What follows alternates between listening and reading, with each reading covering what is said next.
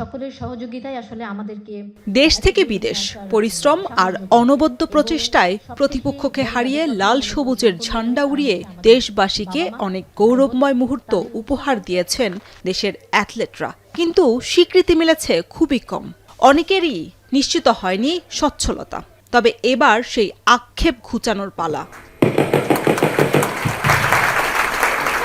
খেলোয়াড়দের মাঠের ঘাম আর পরিশ্রমের স্বীকৃতি মিলল সরকারের অনন্য এক উদ্যোগে। দিনটি বাংলাদেশের ক্রীড়া ইতিহাসের পাতায় লেখা থাকবে স্বর্ণাক্ষরে।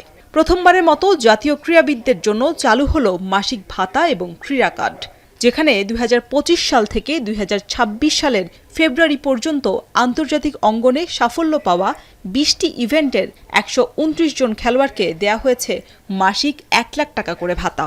আমাদের দেশের ছেলেমেয়েরা, তরুণ তরুণীরা খেলাধুলাকে পেশা হিসেবে নিয়ে একজন খেলোয়াড় যাতে অর্থনৈতিকভাবে অনিশ্চয়তার মধ্যে না থাকেন, সে লক্ষ্যেই কিন্তু বর্তমান সরকার খেলোয়াড়দেরকে ধারাবাহিকভাবে আমরা যে একটা সুনির্দিষ্ট নীতিমালার ভিত্তিতে আমরা একটা সম্মানী কাঠামোর আওতায় আনার কাজটি বাস্তবায়ন আজকে শুরু করেছি।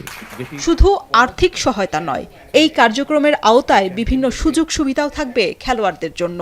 সবার জন্য ক্রীড়া, এই প্রতিপাদ্যেই সরকার পিছিয়ে পড়া জনগোষ্ঠী অথবা বিশেষ চাহিদা সম্পন্ন ব্যক্তি যারা খেলাধুলায় অংশ নিতে চান, তাদের জন্যও কিন্তু আমাদের পরিকল্পনা আছে, আমাদের চেষ্টা আছে যে দেশে বিদেশে সকল ধরনের যে সুবিধা রয়েছে সেরকম সুবিধাগুলো আমরা ধীরে ধীরে গড়ে তুলতে চাই। আমরা সরকারের এমন উদ্যোগ ক্রীড়াকে পেশা হিসেবে নিতে অনন্য এক পরিকল্পনা বলে মনে করছেন ভাতাপ্রাপ্ত খেলোয়াড়রা তাদের নিজেদের প্রফেশনটাকে এখন চোখ বন্ধ করে তাদের প্রফেশন হিসেবে নিতে পারবে। যারা আমরা এই পর্যায়ে আসছি, আমরা সবাই চেষ্টা করব যে আরো ভালো কিছু করার এবং পারফরমেন্সটা ধরে রাখার।